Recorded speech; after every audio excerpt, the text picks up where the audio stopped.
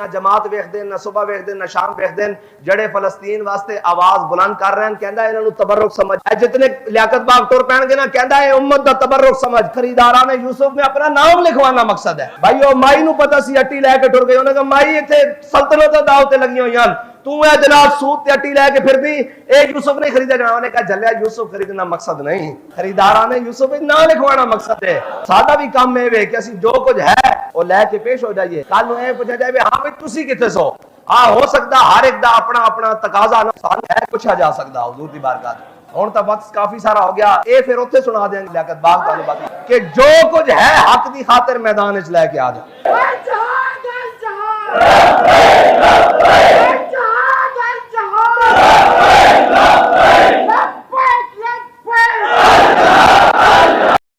خریداران یوسف نہ لکھوانا مقصد ہے۔ سادہ بھی کام میں وے کہ اسی جو کچھ ہے وہ لے